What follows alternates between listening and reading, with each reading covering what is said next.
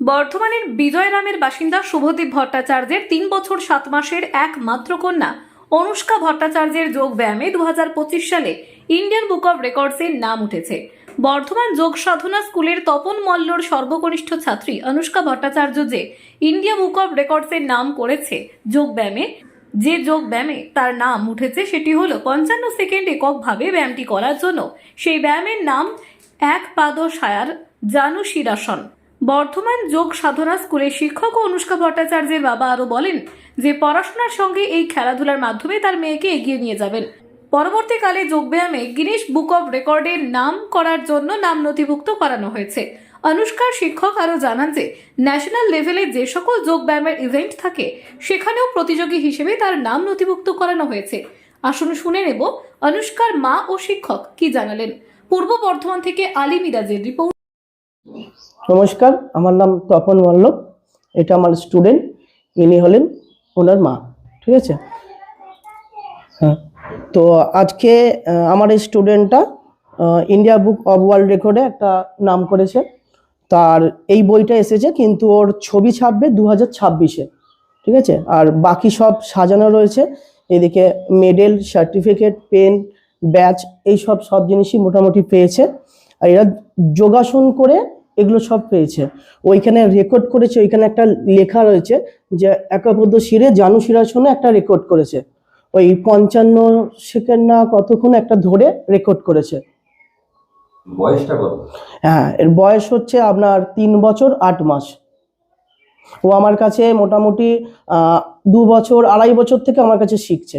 সারাদিনে মোটামুটি 3 বার করে বাড়িতে প্র্যাকটিস করে, এবং এখানেও সপ্তাহে 6 দিন 5 দিন করে প্র্যাকটিস হয়, সকাল বিকাল।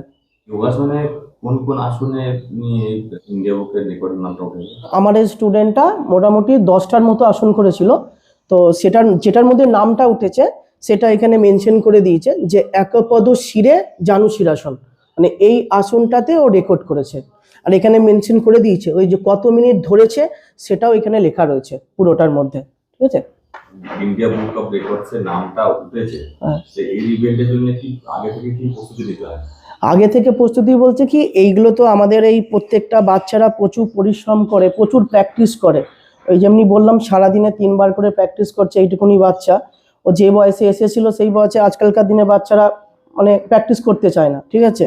তো প্রচুর পরিশ্রম করতে হয়, সারা দিন প্র্যাকটিস করে করে করে করে একটা ফিগারকে পুরো তৈরি করতে, মানে কতটা ফ্লেক্সিবল করব।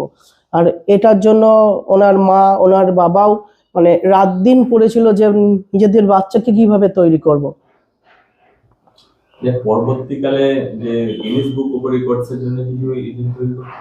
হ্যাঁ, মেন হচ্ছে ওইখান থেকে যিনি ছিলেন, যারা দায়িত্বে ছিলেন, এটা তো একটা রেকর্ড উঠে গেছে, এটা একটা বড় অ্যাচিভমেন্ট, একটা সবথেকে বড় ব্যাপার। কিন্তু ওদেরও হ্যাঁ